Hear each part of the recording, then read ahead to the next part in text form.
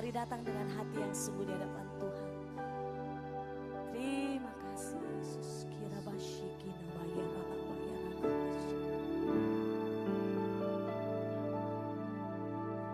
Firman-Mu berkata Kau besertaku, maka kuat roh dan jiwaku. Tangan-Mu Tuhan selalu ku nantikan,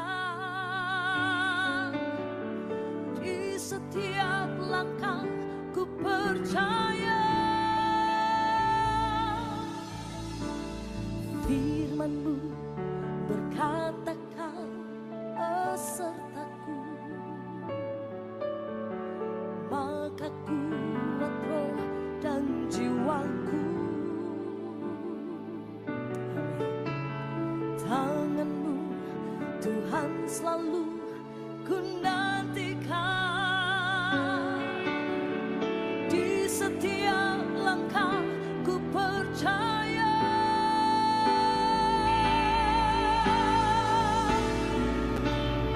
Dengan sayap-Mu ku akan terbang tinggi di tengah badai itu. Ku tak menyerah, Kau kekuatan dan perlindungan bagiku. Pertolonganku di tempat maha tinggi. Ku mengangkat tanganku, aku berserah. Kau ku nantikan, Kau yang ku sembah, Yesusku, Rajaku. Haleluya, sama-sama kata. Firman-Mu berkata Kau besertaku, maka kuat roh dan jiwaku. Tangan-Mu Tuhan, tangan-Mu Tuhan selalu ku nantikan, di setiap langkah ku percaya. Firman-Mu Tuhan, oh, oh. Firman-Mu berkata Kau besertaku. Terima kasih Tuhan. Amin. Berikan kekuatan setiap kami Tuhan. Oh, tangan-Mu Tuhan selalu ku nantikan, di setiap langkah ku percaya. Amin. Dengan sayap-Mu ku akan terbang tinggi di tengah badai hidup. Ku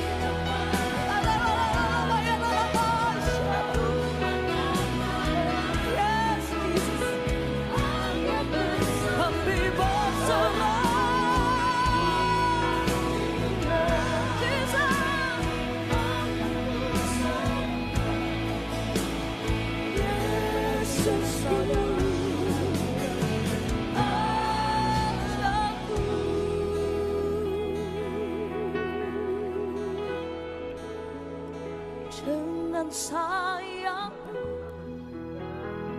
ku akan terbang tinggi di tengah badai hidup. Ku tak menyerah, kau kekuatan dan pelindung bagiku. Pertolonganku di tempat maha tinggi, ku mengangkat tanganku, aku berserah, aku nantikan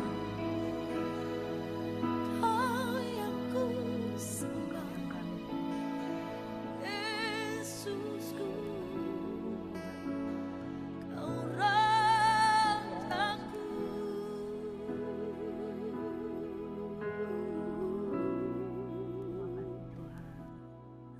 Sungguh dengan hati yang terima kasih Tuhan Yesus, Engkau Tuhan kami tinggikan, kami sembah Engkau siang dan malam. Hadirat-Mu yang menyembuhkan, hadirat-Mu yang memulihkan Tuhan. Engkau menghibur kami dengan hadirat-Mu, Engkau meneguhkan kami Tuhan. Kami diperkuat di dalam kasih, kami diperkuat di dalam iman dan kesabaran. Terima kasih Bapa di surga buat pagi hari yang indah ini yang diberkati oleh Tuhan Yesus Kristus. Biarlah kami menanggalkan segala beban dan dosa yang begitu merintangi kami. Sebab firman-Mu berkata, Engkau beserta.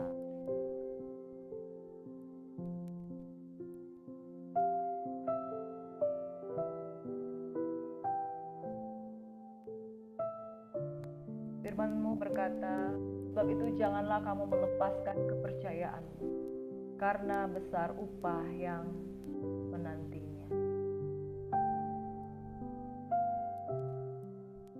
Firman-Mu Tuhan dari Ibrani yang ke-10 ayat 35. Sebab itu janganlah kamu melepaskan kepercayaanmu, karena besar upah yang menantinya. Kami bersyukur Tuhan. Kami bersyukur buat pagi hari yang indah ini Bapa. Besar upah yang menantikan. Saat ini waktunya kami bekerja dan kami akan menerima upah 1 dinar sehari. Terima kasih Bapa di surga, diberkatilah dia yang datang dalam nama Tuhan, yang menaruh harapannya hanya kepada Tuhan. Teruskanlah nama-Mu, di dalam nama Yesus kami sambut berkat-Mu yang luar biasa. Haleluya. Bapak terima kasih, sungguh baik, sangat baik. Amin. Saudara yang diberkati oleh Tuhan Yesus Kristus, firman Tuhan mengingatkan kita pada pagi hari ini dari Ibrani 10 ayat 35. Sebab itu janganlah kamu melepaskan kepercayaanmu, karena besar upah yang menantinya. Ada banyak alasan supaya kita tetap percaya. Yang pertama, kita percaya kepada satu pribadi yang tidak akan meninggalkan perbuatan tangannya. Yang kedua, kita tidak punya pilihan lain, saudara. Sebab kalau kita tidak percaya kepada Yesus, neraka, api kekal itu menjadi bagian kita. Yang ketiga, saudara, tentang Yesus, tidak ada penyangkalan tentang Yesus bahwa dia benar-benar sudah mengendaki seluruh kehendak. Ada begitu banyak bukti yang telah dibagikan bagi kita dan kita percaya bahwa Yesus adalah anak Allah yang hidup. Sebabnya saudara, perintah Tuhan adalah jangan melepaskan kepercayaanmu. Ibarat saat ini kita sedang memegang sesuatu, pegang terus sampai akhir. Perjalanan itu gak gampang. Perjalanan itu panjang. Waktu kita tuh beda. 5 tahun, 10 tahun, 20 tahun, 30 tahun. Kita pegang kepercayaan kita seperti satu benda ini kita pegang, saudara. Dan jangan lepaskan. Jangan lepaskan dan jangan mau digoda oleh apapun yang ada di dunia ini yang kau dapat berpaling kepada Tuhan. Kalau kamu melepaskan kepercayaanmu, besar upaya menanti. Saudara yang diberkati oleh Tuhan Kristus, pagi hari ini kita akan merenungkan firman Tuhan. Iman kita terjamin di dalam Yesus Kristus. Kalau Yesus Kristus tidak ada, sia-sialah kepercayaan kita. Kalau Yesus tidak bangkit, sia-sialah iman kita. Nah, saudara yang diberkati oleh Tuhan Yesus Kristus, pagi hari ini di dalam Ibrani 7 hingga Ibrani yang ke-11, ayat-ayat yang luar biasa yang menjelaskan tentang Yesus Kristus, imam besar yang agung, yang melampaui imam besar lainnya. Menurut peraturan Melkisedek, dia ada dan tetap ada kekal untuk selama-lamanya. Menjadi imam pengantara dari perjanjian lama kepada perjanjian yang baru, dia sudah menggenapi seluruhnya bagi kita semua. Yang percaya, diberkati Tuhan, katakan amin. Saudara, kalau ada pilihan lain, Allah yang lebih benar, Allah yang lebih baik, saudara mungkin bisa pergi ke sana. Tapi saya mau katakan, dan firman Tuhan menjamin, tidak ada Allah lain, tidak ada nama lain yang diberikan selain nama Tuhan. Iblis menyamar sebagai malaikat terang dan meniru mujizat-mujizat daripada Tuhan. Tapi Tuhan tidak bisa ditiru. Pertemuan dengan Yesus secara pribadi itu tidak bisa diduplikan. Iblis menyamar sebagai malaikat terang dalam rupa-rupa hal-hal yang mencoba membuat daya tarik kepada manusia. Yesus adalah segala-galanya bagi kita. Nah, saudara, iman kita dijamin di dalam Yesus. Sebabnya jangan lepaskan kepercayaanmu kepada Tuhan. Kita belajar firman Tuhan dari Ibrani 7, Ibrani 8, Ibrani 9, dan saudara yang diberkati oleh Tuhan Yesus Kristus. Dari Ibrani 8 kita akan baca firman Tuhan bahwa Yesus Kristus adalah pusat dari perjanjian baru, di mana ia sudah menggenapi seluruh hukum Taurat. Tapi sekarang ia telah mendapat suatu pelayanan yang jauh lebih agung, karena ia menjadi pengantara dari perjanjian yang lebih mulia, yang didasarkan atas janji yang lebih tinggi. Sebab sekiranya perjanjian yang pertama itu tidak bercacat, tidak akan dicari lagi tempat untuk yang kedua. Sebab ia menegur mereka ketika ia berkata, sesungguhnya akan datang waktunya, demikianlah firman Tuhan. Aku akan mengadakan perjanjian baru dengan kaum Israel dan dengan kaum Yehuda, bukan seperti perjanjian yang telah kuadakan dengan nenek moyang mereka, pada waktu aku memegang tangan mereka untuk membawa mereka keluar dari tanah Mesir. Sebab mereka tidak setia kepada perjanjianku, dan aku menolak mereka. Demikian firman Tuhan. Saudara yang diberkati di dalam Yesus Kristus, Tuhan berjanji dia akan mengadakan perjanjian baru dengan kaum Israel. Ayat yang 10 berkata, maka inilah perjanjian yang kuadakan dengan kaum Israel sesudah waktu itu, demikianlah firman Tuhan. Aku akan menaruh hukumku dalam akal budi mereka dan menuliskannya dalam hati mereka, maka aku akan menjadi Allah mereka dan mereka akan menjadi umatku. Dan mereka tidak lagi akan mengajar sesama warganya atau sesama saudaranya dengan mengatakan, kenallah Tuhan, sebab mereka semua besar kecil akan mengenal aku. Sebab aku akan menaruh belas kasihan terhadap kesalahan mereka dan tidak lagi mengingat dosa-dosa mereka. Oleh karena ia berkata-kata tentang perjanjian yang baru, ia menyatakan yang pertama sebagai perjanjian yang telah menjadi tua. Dan apa yang telah menjadi tua dan usang telah dekat dengan kemusnahannya. Saudara, kita sudah mempelajari perjanjian lama, sudah cukup lama, ini hari yang ke-220 sekian, saudara. Di mana janji-janji firman Tuhan mulai dari kitab Kejadian, Keluaran, Imamat, Bilangan, bahkan di kitab Yehezkiel bahwa Tuhan berkata, aku akan memberikan roh yang baru di dalam hatimu, aku akan menjauhkan daripadamu hati yang keras dan memberikan kepadamu hati yang taat. Saudara, itu di dalam perjanjian yang ada di Yesaya, janji perjanjian baru yang dia soundingkan, Yesaya, Yehezkiel. Dan Yeremia, saudara, nabi-nabi besar yang mengungkapkan janji-janji Tuhan itu digenapi semuanya dan melalui Tuhan Yesus Kristus. Itu sebabnya ketika dikatakan, oleh karena ia berkata-kata tentang perjanjian yang baru, maka perjanjian yang pertama itu telah menjadi tua dan usang. Dan Yesus Kristus adalah pusat dari perjanjian baru. Ia sudah menggenapi seluruh hukum Taurat. Jadi saudaraku, ketika dia sudah menggenapi segala sesuatu, tidak ada alasan untuk kita untuk tidak percaya. Dan roh yang ada di dalam batin kita, yang diberikannya, itu yang akan meneguhkan kita. Saudara, kalau saudara sudah menerima roh di dalam diri saudara, maka saudara akan seperti di dalam ayat yang ke-10 dan 11. Ayat 11, dan mereka tidak akan mengajar lagi sesama warganya atau sesama saudaranya dengan mengatakan, kenalah Tuhan. Sebab mereka semua, besar, kecil, akan mengenal aku. Ada seorang anak kecil, dia umurnya di bawah 10 tahun. Satu ketika dia menangis di hadapan mamanya dan dia berkata, I saw him. Dia akan segera datang. Prepare yourself, I saw him.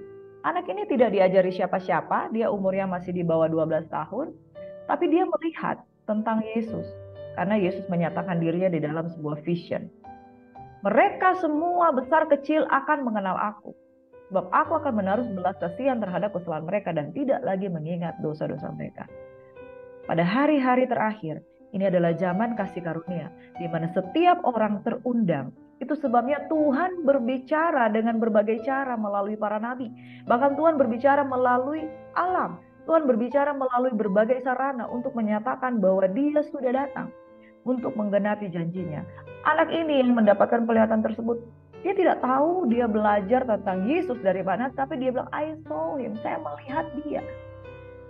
Ya, seseorang yang akhirnya dia kenal sebagai Tuhan Yesus Kristus. Di luar sana masih banyak orang yang meragukan ketuhanan dari Tuhan Yesus, bahwa di dalam Dia sudah menggenapi seluruh hukum Taurat.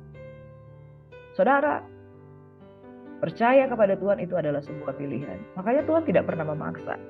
Tapi bagi barang siapa yang sudah hatinya sudah melihat tentang kebenaran Tuhan, sudah melihat tentang kebenaran Tuhan, kemudian dia tidak percaya, itu akan menjadi pilihannya.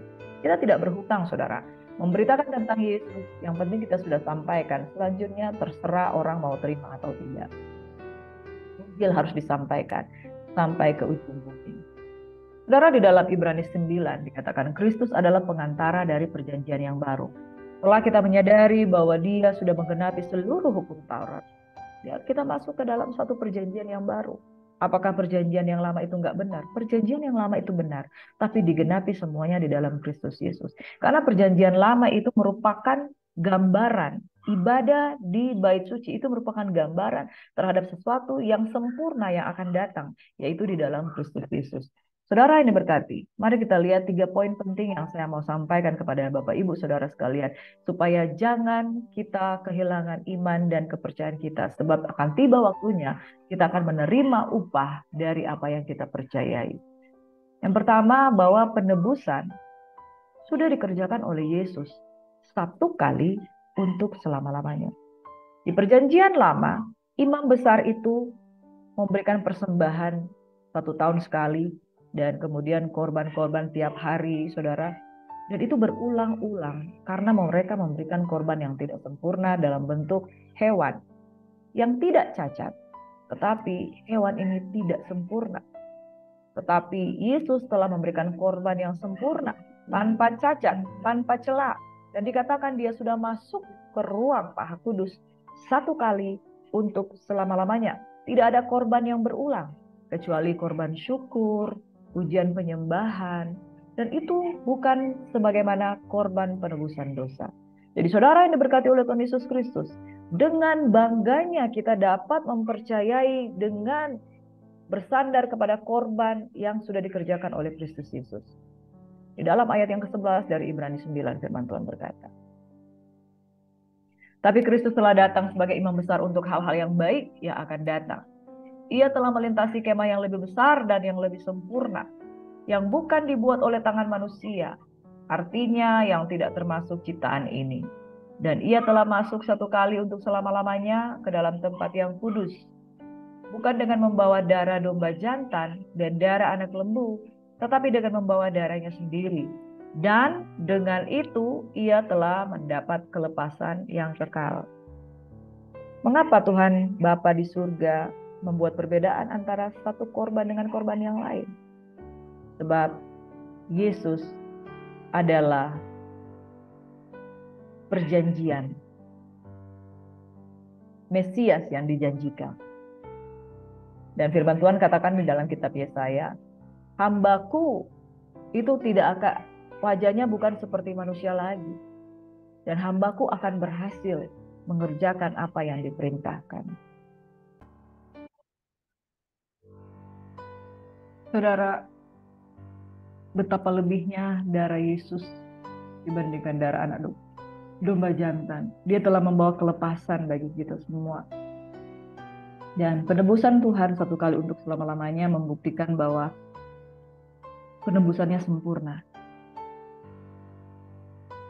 Korban itu diterima oleh Bapa di surga. Bukti bahwa korban itu diterima, bahwa tirai bait suci Allah itu terbelah dua. Dan kemudian dia menyerahkan segala sesuatu. Dan pada waktu itu langit menjadi gelap. Kemudian saudara yang diberkati, dia sudah merobek tirai bait suci itu.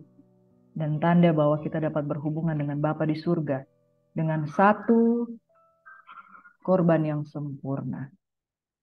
Yang kedua, saudara, Kristus adalah pengantara dari perjanjian baru, terbukti dari darah Yesus melebihi segalanya.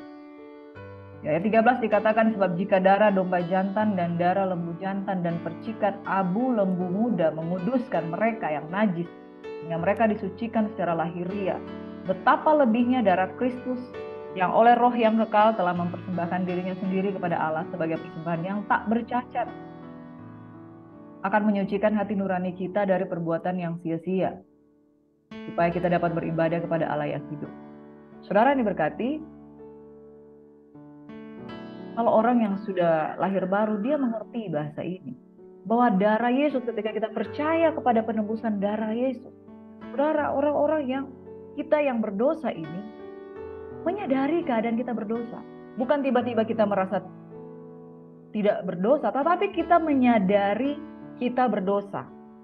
Tanda bahwa kita mengalami kelahiran baru, kita menyadari, sadar sepenuhnya bahwa kita butuh Tuhan, bahwa kita sudah melakukan dosa yang banyak. Dan kemudian ketika kita melihat Yesus, kita merasa di cleanse up, kita merasa disucikan, kita merasa hati nurani kita dimurnikan. Saudara, bahasa ini hanya akan dapat dimengerti kalau kita sudah menerima darah Yesus untuk menebus kita. Pertemuan dengan Tuhan tidak menjadikan engkau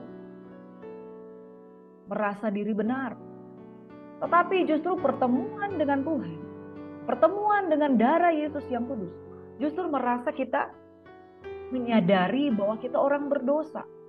Setelah kita menyadari bahwa kita orang berdosa, disitulah titik penyucian yang ada. Karena ketika kita Yesus mempersembahkan dirinya sendiri kepada Allah sebagai persembahan yang tak bercacat, akan menyucikan hati nurani kita dari perbuatan yang sia-sia, supaya dapat kita beribadah kepada Allah yang hidup. Jadi penebusan darah Yesus itu memberikan satu kelahiran roh yang baru di dalam diri kita.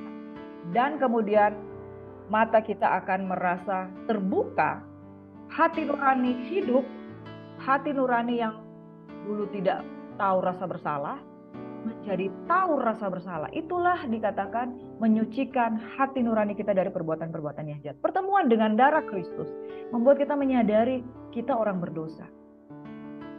Kalau kita menyadari kita orang berdosa, berarti hati nurani kita mulai back to normal. Itulah sebabnya firman Tuhan katakan, aku akan memberikan roh yang baru di dalam hatimu. Jadi hati nurani yang normal adalah dia kalau dia berdosa sekecil apapun dia akan sadar. Hati nurani yang sehat, ketika dia menerima percikan darah Yesus dengan iman, hati nuraninya akan sadar, waduh saya tadi ngapain ya? Apalagi kalau baru pertama kali mengalami kelahiran baru pertama kali menerima percikan dari Yesus secara roh. Tiba-tiba dosa dari kecil kita tuh bisa ingat semuanya. Sebab hati kita yang gelap itu mendapat penerangan cahaya. Hati nurani kita tiba-tiba hidup. Yang sudah mati hidup kembali. Semua dosa-dosa itu diingat lagi. Wah, saya bikin ini, saya bikin ini, saya bikin ini. Seperti layar yang terpampang di hadapan. Begitulah kalau orang yang hati nuraninya dimurnikan. Sebab darah Yesus itu telah menyucikan kita dari segala dosa. Bukti dari itu adalah hati nurani kita murni, bersih. Semua pelanggaran kita akan ingat. Dan tidak bisa tidak, kita akan terdorong untuk minta ampun kepada Tuhan. Makanya saudara, orang yang dulu dia pernah menjadi residivis yang paling jahat sekalipun, tapi kalau udah ketemu dengan Yesus, darah Yesus itu menyucikan lebih dari segalanya. Makanya ada orang-orang dalam satu kesaksian, dia pernah merubah gendernya menjadi wanita, kemudian dia bisa dipulihkan 100%. Karena ini, darah Yesus melebihi segalanya, sucikan dari dosa. Hati nurani itu dihidupkan kembali. Bagi manusia itu mustahil untuk mengubah manusia yang jatuh dalam dosa. Tapi darah Yesus itu sanggup dan berkuasa. Sebab darah itu suci. Dia telah mempersembahkan dirinya satu kali untuk selama-lamanya. Makanya saudara, ketika darah Yesus bekerja di dalam kehidupan seseorang, dia mampu untuk mempertobatkan manusia dari yang paling berdosa sekalipun, dari yang paling hina sekalipun, dari yang paling sudah murtad sekalipun. Tetapi ketika darah itu suci, wah, luar biasa saudara. Kita langsung diterangi dan pertobatan itu terjadi dengan sendirinya. Tidak ada yang dipaksa-paksa. Karena kuasa darahnya menyucikan dari kenajisan. Saudara, ingat, iman kita dijamin di dalam Kristus Yesus. Darahnya menjamin, bukan sekedar kita disucikan. Darahnya menjamin, ini orang sudah saya materaikan. Ini orang sudah saya tebus. Setan tidak akan berkuasa atas dia. Di dalam kitab Keluaran, ketika bangsa Israel keluar dari tanah Mesir, 10 tulah dan tulah yang terakhir, itu bagaimana Tuhan membunuh anak sulung yang ada di Mesir. Dan sebagai gantinya saudara, kematian terjadi di mana-mana. Tetapi orang-orang Israel diluputkan. Kenapa? Karena darah. Darah domba biasa yang tidak bercacat, tidak bercela, dimateraikan, diurapi di depan rumah. Malaikat maut skip, lewat. Darah Yesus melebihi segalanya. Sebagai jaminan bahwa engkau tidak akan disentuh oleh kuasa kegelapan. Beberapa hari yang lalu, saudara, kami diperhadapkan dengan dugaan-dugaan okultisme. Di dalam hati saya tidak ada ketakutan sedikit pun. Karena begini, saudara. Pusat penyembahan kita adalah Yesus Kristus. Kalau roh yang ada di dalam kita, Roh Kudus, yang jauh lebih besar daripada roh yang ada di dunia ini, kenapa kita harus takut terhadap okultisme? Kenapa kita harus takut kepada kuasa-kuasa kegelapan? Sedangkan ketika Yesus mengusir legion dari orang gila yang ada di Gerasa, ODGJ yang ada di Gerasa, legion itu bersimpu ketakutan. Dia katakan, tolong jangan musnahkan kami. Biarlah kami pergi kepada babi-babi itu. Kemudian Tuhan katakan, pergilah. Mereka, karena belum waktunya mereka untuk dibinasakan. Ketika roh-roh jahat itu pergi dari ribuan babi, bayangkan satu orang gila itu di ODGJ itu dirasuki oleh legion yang begitu banyaknya. Begitu Yesus hadir di sana, mereka ketakutan. Bahkan di kitab Kisah Para Rasul, ya, dikatakan begini, Yesus aku kenal, tapi engkau siapa? Aku tidak mengenal engkau. Lalu mereka menggagahi, ya, anak-anak Skewa. Nah, saudara yang diberkati oleh Tuhan Yesus Kristus, betapa mahalnya darah Yesus melebihi dari segalanya. Dia sanggup menyucikan dari dosa karena hati nurani kita dihidupkan. Dan yang berikutnya, Kuasa apapun tidak akan menjamah kehidupanmu kalau darah Yesus melekat di dalam kehidupanmu. Makanya engkau harus berkeluar, berpindah dari gelap kepada terang Tuhan yang ajaib. Kuasa okultisme, santet, perdukunan, sihir tidak akan mempan atas dirimu. Jangan percaya bahwa engkau bisa disantet. Jangan percaya kalau engkau bisa disihir. Karena roh yang engkau terima ada di dalammu lebih besar daripada roh yang ada di dunia ini. Kalau engkau percaya engkau bisa disantet, jangan-jangan Yesus tidak ada di dalam diri engkau. Darah Yesus telah membebaskan bangsa Israel dari kematian. Darah yang lebih mulia, lebih sempurna, penebusan satu kali untuk selama-lamanya, termateraikan di dalam engkau. Makanya engkau berkati, darahmu Yesus sucikan aku, sembuhkan aku, pulihkan aku. Tidak ada satu kuasa yang dapat menjamah engkau, saudaraku, karena Dia melebihi segalanya. Yang ketiga, sebagai jaminan di dalam kehidupan kita, yang pertama penebusan Yesus satu kali untuk selamanya. Yang kedua, darah Yesus melebihi segalanya, darah anak domba, darah apapun. Sedangkan darah anak domba Allah meluputkan bangsa Israel dari kematian. Apalagi darah Yesus yang suci dan tidak bercela. Saudara akan melihat bahwa kalau engkau bersandar kepada darah Yesus, engkau akan sembuh dan mengalami perubahan hidup. Suamimu yang tidak tahu bertobat, itu akan bertobat, saudara, oleh darah Yesus. Makanya kalau suamimu nakal, bandel, tumpangi tangan tiap hari, darah Yesus berkuasa. Darah Yesus berkuasa. Sucikan dari dosa. Dia akan bertobat. Yang ketiga, Yesus Kristus adalah pengantara dari suatu perjanjian dengan penebusan oleh darahnya yang kudus. Jadi suatu perjanjian baru, saudara, yang pernah ada dan disempurnakan di dalam Tuhan Yesus Kristus. Saudara diberkati oleh Tuhan Yesus Kristus, ayat 15 berkata, karena itu Dia adalah pengantara dari suatu perjanjian yang baru, supaya mereka yang telah terpanggil dapat menerima bagian kekal yang dijanjikan, sebab Ia telah mati untuk menebus pelanggaran-pelanggaran yang telah dilakukan selama perjanjian yang pertama. Sebab di mana ada wasiat, di situ akan diberitakan tentang kematian pembuat wasiat. Sebab sesudah Musa memberitahukan semua perintah hukum Taurat kepada seluruh umat, Ia mengambil darah anak lembu dan darah domba jantan serta air dan bulu merah dan hisop, lalu memerciki kitab itu sendiri dan seluruh umat, sambil berkata, inilah darah perjanjian yang ditetapkan Allah bagi kamu. Dan hampir segala sesuatu disucikan menurut hukum Taurat dengan darah, dan tanpa penumpahan darah tidak ada pengampunan. Dan sama seperti manusia ditetapkan untuk mati hanya satu kali saja, dan sesudah itu dihakimi. Demikian pula Kristus hanya satu kali saja mengorbankan dirinya untuk menanggung banyak dosa orang.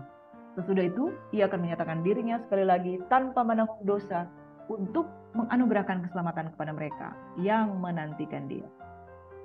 Saudara, di sini kita lihat bahwa Yesus Kristus adalah pengantara dari suatu perjanjian baru dengan darahnya yang kudus. Dari satu perjanjian lama masuk kepada satu perjanjian baru yang sudah disucikan oleh darahnya. Satu kali untuk selama-lamanya. Dan Dia akan menyatakan dirinya sekali lagi untuk menanggung dosa, untuk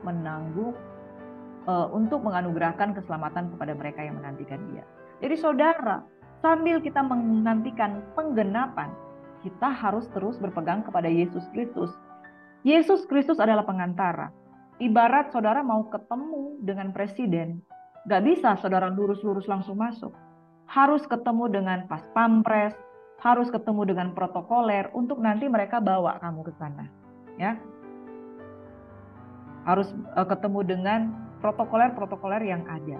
Demikian saudara, kalau kita mau masuk ke dalam protokoler surgawi, Yesus Kristus itu adalah pengantara, dituntunnya, dibimbingnya. Makanya saudara, kalau engkau mau masuk ke surga yang kekal, tuntunan Tuhan itu harus engkau beriringan dengan Dia. Pengantara dari suatu perjanjian baru dengan penebusan oleh darahnya yang kudus dari perjanjian lama digenapkan di dalam perjanjian baru, dan di dalam perjanjian baru sambil kita menantikan keselamatan yang penuh dengan Tuhan. Dapatkah engkau melepaskan tangan Yesus? Tidak bisa, saudara. Akulah jalan kebenaran yang hidup. Tidak ada seorang pun yang datang kepada Bapa kalau tidak melalui aku. Dia adalah pengantara dari perjanjian lama kepada perjanjian baru. Dan pada perjanjian baru ketika kita pegang tangan Yesus, saudara jangan lepaskan. Ibarat kalau saudara mau masuk ke rumahnya yang kekal, saudara tidak ada akses tanpa Yesus. Makanya saudara, yang harus kita jaga, jangan melepaskan kepercayaan untuk sebab besar upah yang menantimu. Jangan pikir, wah kita udah terima Yesus, dia sudah mati satu kali untuk selama-lamanya, darahnya berkuasa. Lalu engkau sudah percaya Yesus, kemudian engkau main-main dengan dosa. Engkau sudah melepaskan dia, saudara. Dikatakan di dalam ayat ke-28 baca, Yesus hanya satu kali mengorbankan dirinya untuk menanggung dosa banyak orang. Sesudah itu ia akan menyatakan dirinya sekali lagi ketika dia menjemput gereja Tuhan tanpa menanggung dosa untuk menganugerahkan keselamatan kepada mereka. Jadi tinggal menerima upah.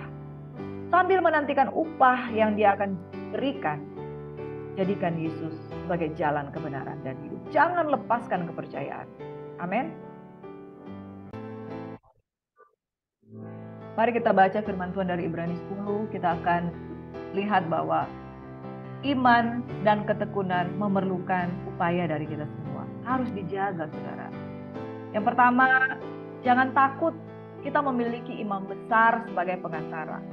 Ayat 19 dari Ibrani 10 berkata, jadi saudara-saudara, oleh darah Yesus kita sekarang penuh keberanian dapat masuk ke dalam tempat kudus. Amin.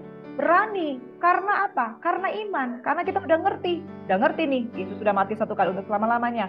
Udah ngerti nih, darah Yesus sudah sempurna. Udah cukup. Masuk dengan berani, dengan iman. Hati nurani murni, karena kita sudah minta ampun. Hati nurani mengingatkan, kita minta ampun, kita datang dengan penuh keberanian. Jangan takut imam besar Yesus Kristus sebagai pengantara. Karena ia telah membuka jalan yang baru dan yang hidup bagi kita melalui tabir, yaitu dirinya sendiri. Dan kita mempunyai imam besar sebagai kepala rumah Allah. Karena itu, hiduplah oleh iman. Amin. Yang kedua, hiduplah oleh iman. Mari kita menghadap Allah dengan hati yang tulus. Nah, ketika hati nurani sudah dimurnikan, singkirkan seluruh dosa, minta ampun, hidup dalam ketulusan. Ikhlas dalam keyakinan iman yang teguh. Amin. Dalam keyakinan iman yang teguh. Iman yang teguh adalah hidup tanpa ragu akan keselamatan daripada Tuhan. Jangan seperti orang yang gampang digoncang-gancingkan. Masa sih Yesus menyelamatkan? Saudara, kalau ragu, saudara tidak akan menerima keselamatan. Saudara tidak akan berani datang di hadapan Tuhan. Jangan ragu, miliki iman. Oleh karena hati kita telah dibersihkan dari hati nurani yang jahat, dan tubuh kita telah dibasuh dengan air yang murni. Saudara, yang ketiga, hiduplah dengan tulus dan hati nurani yang murni. Sesudah seketika lamanya kita menerima roh Tuhan, dia akan sucikan. Responi itu, saudara. Minta ampun. Responi apa yang dia ingatkan. Kamu melakukan dosa ini, dia ingatkan. Minta ampun. Kamu mengingatkan dosa ini, dia ingatkan. Bukan mengintimidasi, tapi menempelak. Membersihkan, menyucikan, mengeluarkan engkau dari dosa. Marilah kita teguh berpegang pada pengakuan tentang pengharapan kita, sebab ia yang menjanjikannya setia. Yang keempat, saudara, berpegang pada pengharapan. Amin. Sekali Yesus, tetap Yesus. Sekali percaya, tetap percaya. Selamanya percaya, selama-lamanya kita terima keselamatan. Yang kelima, saudara, dan marilah kita saling memperhatikan supaya kita saling mendorong dalam kasih dan dalam pekerjaan yang baik. Nah, saudara, ini penting nih. Saudara perlu komunitas yang baik dan benar. Mendengarkan pengajaran firman Tuhan dari orang-orang yang dapat dipercaya. Mari kita saling mendorong dalam kasih dan pekerjaan yang baik. Orang benar akan hidup oleh iman, tapi orang benar tidak dapat hidup sendiri. Kita perlu bersosialisasi dengan orang-orang yang takut akan Tuhan, supaya kita diteguhkan, dikuatkan, diingat-ingatkan. Dan lebih daripada itu, ayat 25, janganlah kita menjauhkan diri. Nah, dari pertemuan-pertemuan ibadah kita, seperti ada orang yang biasa melakukannya. Tapi marilah kita saling menasihati dan semakin giat melakukannya menjelang hari Tuhan yang mendekat. Orang yang mulai bermalas-malasan ibadah itu sudah tanda-tanda dia sudah kehilangan hati nurani. Orang yang setiap kali mau diajak ibadah banyak alasan, syukur-syukur kalau memang dia ada alasan. Tapi kalau mencari-cari alasan, membuat-buat alasan, dia menjauhkan diri dari pertemuan-pertemuan ibadah. Fix dia menjauhkan diri dari kasih karunia Tuhan. Saudara, jangan menjauhkan diri dari pertemuan ibadah, sebab latihan badani terbatas gunanya, tetapi ibadah mengandung janji. Yang ketujuh, jangan lagi melakukan dosa dengan sengaja. Sudah disucikan, sudah dibersihkan, tapi sengaja berbuat dosa. Sebab jika kita sengaja berbuat dosa sesudah memperoleh pengetahuan tentang kebenaran, maka tidak ada lagi korban untuk menghapus dosa itu. Tetapi yang ada ialah kematian yang mengerikan, akan penghakiman dan api yang dahsyat yang akan menghanguskan semua orang durhaka. Jika ada orang yang menolak hukum Musa, ia dihukum mati tanpa belas kasihan atas keterangan 2 atau 3 orang saksi saja. Betapa lebih beratnya hukuman yang harus dijatuhkan atas dia yang menginjak-injak anak Allah, yang menganggap najis darah perjanjian, yang menguduskannya, dan yang menghina roh kasih karunia. Bahkan firman Tuhan berkata di dalam ayat yang ke-9 dari Ibrani 10. Maaf, Ibrani 10 ayat 31. Ngeri benar kalau jatuh ke dalam tangan Allah yang hidup. Ngeri benar kalau jatuh ke dalam tangan Allah yang hidup. Jadi saudara, orang yang dengan sengaja melakukan dosa, dia sudah mencemarkan hati nuraninya kembali. Sengaja melakukan dosa. Tidak ada lagi korban bagi orang yang sengaja melakukan dosa sampai ia bertobat dengan sungguh-sungguh. Karena ia menganggap najis darah perjanjian yang sudah menyucikan dia. Saudara, kalau kita ditolong oleh orang lain, sudah ditolong, kita menyia-nyiakan pertolongan. Jadi saudara dianggap tidak perlu ditolong. Kalau saudara kembali dan mengatakan saya butuh ditolong, Tuhan pasti akan menolong. Tapi kalau saudara merasa tidak perlu ditolong, untuk apa saudara ditolong? Sengaja menjatuhkan diri dalam dosa. Sudah tahu dosa itu membawa kita kepada penghukuman. Sudah tahu dosa itu membawa kita kepada pergumulan, membawa kita kepada kesusahan. Sengaja melakukan dosa. Ingat bahwa ada penghakiman di akhir zaman. Ibrani 10 ayat 31 dikatakan, ngeri benar jikalau kita jatuh ke dalam tangan Allah yang hidup. Allah tidak bisa dipermainkan. Saudara yang diberkati Tuhan Yesus Kristus, jangan takut. Kita memiliki imam besar sebagai pengantara. Yang kedua, hiduplah oleh iman. Hiduplah dengan tulus hati dan hati nurani yang murni. Berpegang pada pengharapan. Hidup dalam komunitas. Saling mendorong dalam kasih dan pekerjaan baik. Jangan menjauhkan diri dari pertemuan ibadah. Jangan sengaja melakukan dosa. Dan ingat, kalau kita tahu bahwa ada penghakiman di akhir zaman, kita akan hidup dengan teratur dan dengan baik. Sadarlah dan berjaga-jagalah. Ibrani 10 ayat 23 berkata, marilah kita teguh berpegang pada pengakuan tentang pengharapan kita. Sebab ia yang menjanjikannya setia. Dan jikalau kita percaya, jangan lepaskan kepercayaanmu sebab besar upaya yang menanti kita. Amin. Saudara yang diberkati oleh Tuhan Yesus Kristus, dalam Ibrani 11 ayat 1 berkata, iman adalah dasar dari segala sesuatu yang kita harapkan dan bukti dari segala sesuatu yang tidak kita lihat. Tanpa iman tidak mungkin orang berkenan kepada Allah. Di sekeliling kita ada saksi-saksi iman yang seperti awan yang mengelilingi kita. Ada Abraham, ada Adam dan ada Abraham, ada Habel, darah Habel, dan saudara yang diberkati. Ada Musa, ada Elia, saudara, mereka yang sudah menjadi saksi-saksi iman, yang meneguhkan kita dengan perkataan-perkataan yang mengingatkan kita bahwa keselamatan itu ada, saudara. Jangan lepaskan kepercayaanmu sebab besar upah bagi usahamu. Tanpa iman tidak mungkin orang berkenan kepada Allah. Sebab itu hari ini jangan sengaja berbuat dosa, tapi jadikan Yesus sebagai jalan, kebenaran, dan hidup. Sambil kita menantikan penggenapan untuk menerima seutuhnya, jangan menyia-nyiakan dan menajiskan darahnya yang sudah menyucikan kita. Hari ini saudara, jikalau hati nurani kita berbicara, hati nurani tidak pernah bohong. 20 tahun lalu engkau seperti apa? Engkau pernah berdusta waktu kecil, dia tahu. Engkau telah melakukan perzinahan tahun berapa, dia tahu. Hatinya akan sedang mengingatkan. Penyucian, pengudusan dari Tuhan dikerjakan oleh Roh Kudus, merupakan karya Roh Kudus, jangan kita tolak. Karena itu akan membangun iman kita. Saudara, kalau hari ini engkau mendengarkan firman Tuhan, jangan keraskan hatimu. Ada upah bagi usahamu. Iman adalah dasar dari segala sesuatu yang kita harapkan dan bukti dari segala sesuatu yang tidak kita lihat. Percayalah, Yesus sudah menggenapi seluruh perjanjian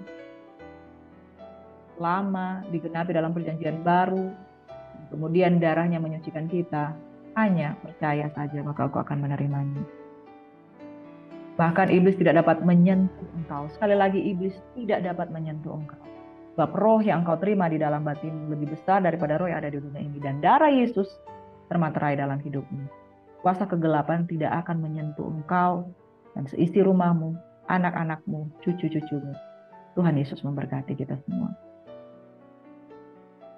Iman dan ketekunan yang ada pada kami percaya oleh karena Yesus. Yesus sudah memberikan dirinya sebagai jaminan bagi kita semua supaya iman kami jangan menjadi sia-sia.